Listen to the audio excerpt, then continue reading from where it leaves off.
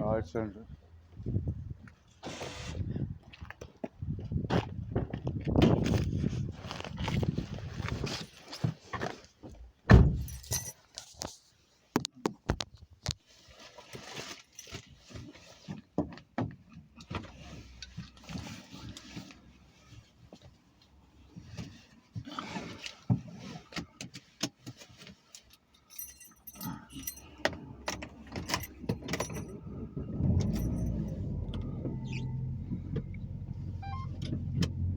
Number relative to the size of the UK's economy. It's almost 100% of GDP, and what that means is that basically if we took all of the goods and services produced in the economy in a single year, that would be what we'd need to pay off the national debt in one go. Now, UK debt has been above 100% of GDP before. It's about at the levels it was in the 1960s when it was coming down after the Second World War. Really, a bit like if you think of a household, it's not so much the value of your mortgage compared to your house that tends to impact you every day, it's the size of your mortgage bill. And similarly for the government, it's not so much the level of the debt that matters as how much it's having to pay for that debt each month and each year. So really the number I would focus on is the government has had to spend 105 billion last year on servicing this debt, on paying its interest bill, and that's 9% of all government spending. So 105 billion sounds like a big number. It is a big number. It's more than it's spent on any department apart from capital sector. This government, like many others before it, has a self-imposed target to get debt falling as a proportion of GDP. What are you expecting something to happen? But it says that will be tricky. Oh, you decided to come Yeah, out. so that has become much harder to achieve, and one of the reasons it's become harder to achieve is because this debt interest bill that the government faces is growing at a rate that is now faster than the rate the economy is growing at. Really what matters is how much can the government borrow in a particular year and still achieve this either debt falling or at least not growing. We got Sunday. We look at the scale. Oh, this truck pulled out on me. We got Sunday. How much the government has to spend and how 9th of much February, in tax. Debt also 2025. directly. It matters because the amount the government borrows affects demand in the economy, and that can affect This things afternoon. like interest rates that It's determine 20 to lots 2 of things, including the in the mortgage bills afternoon. that households themselves face. So that's what national debt is. And I'm driving along just nicely, Borrowing money. In the UK, it issues safely. I do believe. as they were once issued with certificates with index. It's not new. Treatment's about in that rear tyre again. We need to get the valve sorted out really.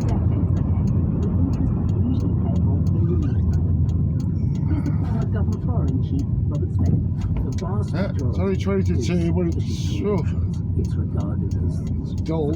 sovereign government debt, one of, if not the most effective way to raise money. Financial institutions are notified. Get this then we go over Tipton and get some things in, They are then allocated to those. as you do, because I've been out for a couple of days. Those auctions have become more frequent. Pop into this petrol station, yeah. £1 for a bit of air now. Couldn't make it up, could you? Well in excess of 60, 70 auctions a year. So how does the auction actually function? Every year, the government publishes its requirements. Ooh.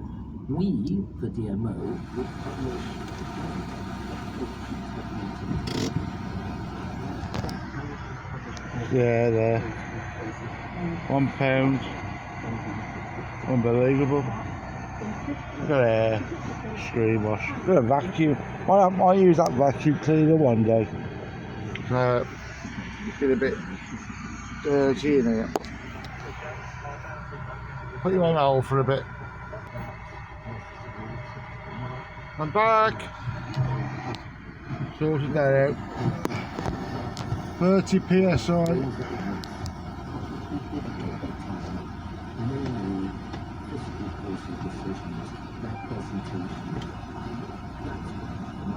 Seems to be every 4 weeks after put air in. Look at.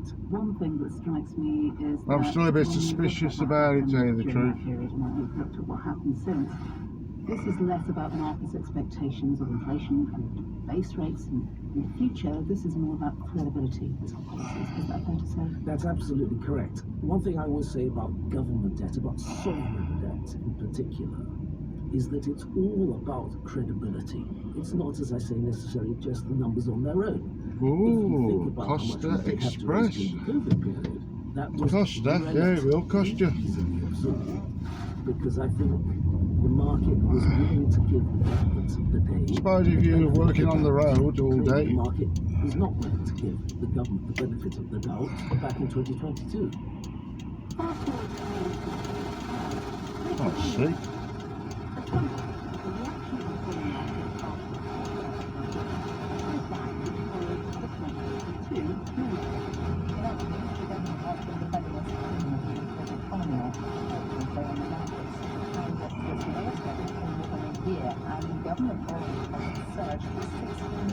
Come on.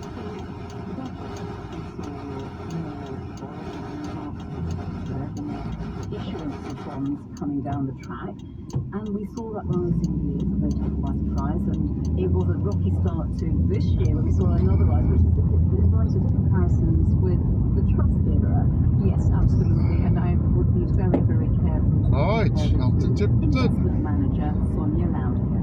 Because first and foremost, Tipton by the cut. 2022 was a very UK-specific event, not this time round, because we have seen actually in global bond markets real jitters and rising bond yields. A different situation there. But, as Sonia Loud says, government debt levels and the ability to get the economy growing faster, which could help reduce that debt level, are critical to investors.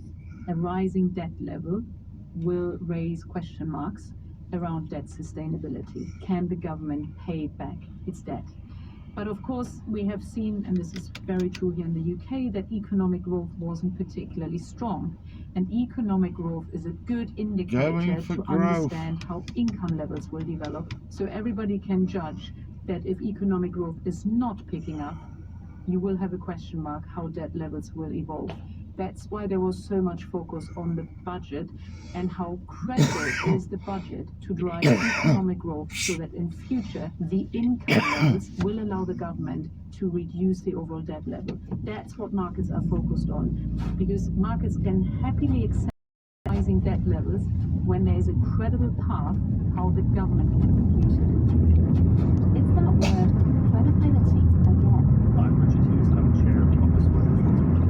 The OBR was set up to provide the government Right, with I'll just economic forecasts and to monitor the health of its fiscal plans.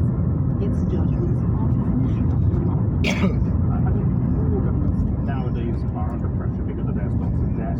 If you look at where the UK is internationally, we've got debt of just under 100% of GDP. Been driving with the brakes average on. level of debt for all advanced economies at the moment is around 109%. That's won't last long. And This. whatever measure of debt we are using, is there a consensus about what might be a healthy ratio of debt to GDP? So there's no hard and fast consensus on what is a safe level of government debt. In the recent past, some countries like Japan have managed to sustain debt levels of over 250% of GDP. Other countries like Greece got themselves into big financial trouble when their debt hit 180% of GDP. And you've got other countries Freezing like out Ireland, there. the IMF for a bailout where their debt reached just 100% of GDP. So the level of debt that a government can sustain over the long term really depends on three factors. One is people's willingness to lend to the government at affordable rates. And in Japan, you have a large pool of domestic savings and people willing to lend their government money at relatively low interest rates. It also depends on the government's ability to service the rising cost of its debts through raising taxes or cutting spending elsewhere to accommodate rising interest rates and rising costs of servicing debts. One of the reasons why Greece got itself into trouble in the 2010s was that it just couldn't adjust tax and spending policy quickly enough. And it also depends on the array of economic space. In a country like Ireland, they had an enormous financial sector, many times the GDP. When that financial sector got into trouble, investors looked at the Irish government and thought this government hasn't got enough fiscal firepower to deal with this kind of financial sector shock. So, comparing the national debt of individual countries is complicated. The OBR has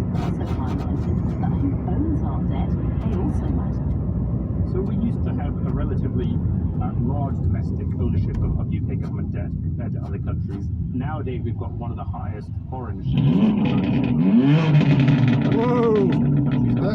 has a bigger foreign Class in front of me. government debt than we do. M3. So does that make us relatively BMW. vulnerable to the rest of the G7? So when you think of foreign investors, by nature they're comparison shoppers. It matters a lot more how the interest rate on your debt compares to the interest rate on US Whoa. government debt, or indeed even some emerging market debts. Fundamentally, There foreign he investors goes. are more fickle and flighty than domestic investors. Robert Stainer spent years selling government debt. M3. Here, there's comments about the kindness of strangers, which I think is a bit of a misnomer, because those people who buy gilts internationally are not doing so out of kindness. They're doing so because they actually think that the product has value. This year, there have been mutterings in the financial press about a particular type of fickle investor, the bond vigilante, one who demands a higher yield in return for buying bonds if they think government policies are risky. Sonia Loudon.